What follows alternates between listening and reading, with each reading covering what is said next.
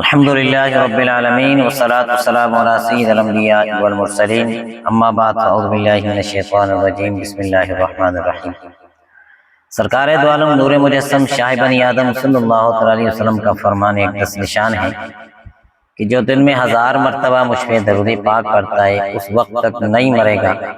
جب تک جنت میں اپنا ٹھکانہ نہ دیکھ لے۔ تو ہماری بحث چل رہی تھی کہ جمعہ کے فضائل کی کتنی فضیلت ہے۔ تو سرکار دو عالم نور مجسم شاہ بنی آدم صلی اللہ علیہ وسلم کا فرمان رحمت نشان ہے کہ جب جمعہ کا دن آتا ہے تو مسجد کے دروازے پر فرشتے آنے والوں کو لکھتے ہیں، یعنی ان کے نام لکھتے ہیں۔ جو پہلے آئے اس کو پہلے لکھتے ہیں۔ جلدی آنے والا اس شخص کی طرح ہے کہ جو اللہ عز و جل کی راہ میں ایک اونٹ صدقہ کرتا ہے۔ اس کے بعد آنے والا اس شخص کی طرح ہے کہ جو ایک گائے صدقہ کرتا ہے۔ اس کے بعد والا شخص اس کی مثل ہے کہ جو ایک مینڈا صدقہ کرے۔ پھر اس کی مثل کہ جو مرغی صدقہ کریں، پھر اس کی مثل کہ جو انڈا صدقہ کریں۔ جب امام خطبے کے لیے بیٹھ جاتا ہے تو وہ مال ناموں کو لپیٹ لیتے ہیں اور آ کر خطبہ سنتے ہیں۔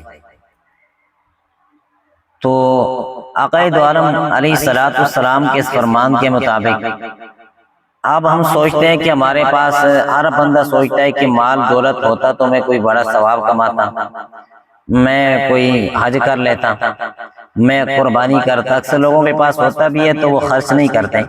حالانکہ آقا علیہ الصلوۃ والسلام نے فرمایا جو جمعے کے دن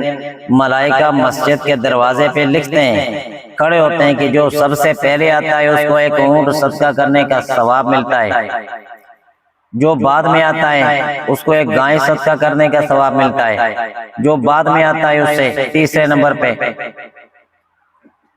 تو اس کو ایک مینڈا دمبا ذبح کرنے کا ثواب ملتا ہے،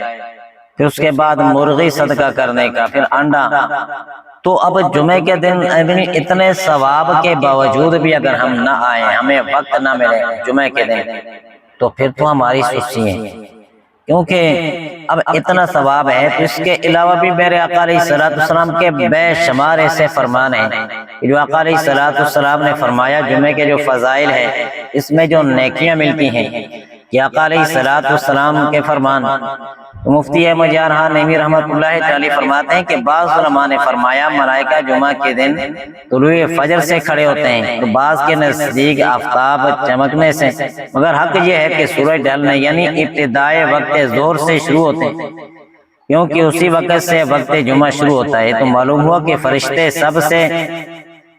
سب آنے والوں کے نام جانتے ہیں۔ خیال رہے کہ اول اگر 100 آدمی ایک ساتھ مسجد میں آئیں تو وہ سب اول ہی ہوں گے۔ تو مسجد میں آنے کا ثواب پھر جو تیاری کے ساتھ آتا ہے، تو حضرت سیدنا عبداللہ بن عباس رضی اللہ تعالیٰ عنہما سے روایت ہے کہ سرکار نامدار باذن پروردگار صلی اللہ علیہ وسلم کا ارشاد ہے کہ الجمعۃ حج المساکین، یعنی جمعہ کی نماز مساکین کا حج ہے۔ اور دوسری روایت میں آقا علیہ الصلوۃ والسلام نے فرمایا الجمعۃ حج الفقراء، یعنی جمعہ کی نماز غریبوں کا حج ہے۔ تو اب بتائیں کہ ہر تیسرا غریب آدمی کہتا ہے کہ کاش میرے پاس پیسے ہوتے تو میں حج کر لیتا، حالانکہ میرے آقا علیہ الصلوۃ والسلام نے فرمایا جو جمعہ کا دن جو ہے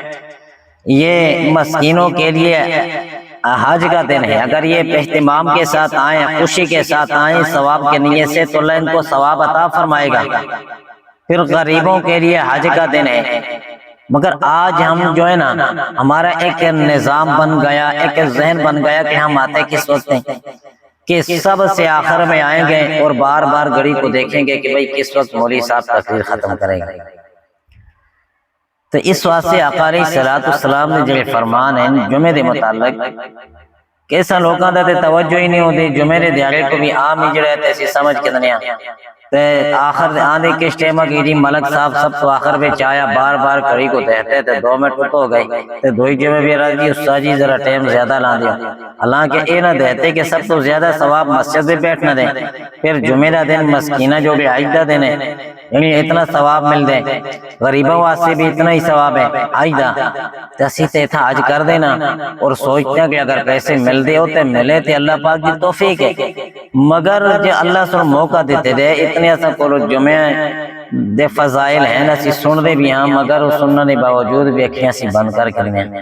دعا کرو اللہ تبارک و تعالیٰ سکو اس پاک بابرکت دن دی قدر کرنے دی توفیق دے اللہ تبارک و تعالیٰ خوشی نال یعنی اخلاص نال اساں کو جمعہ دی نماز پڑھنا دی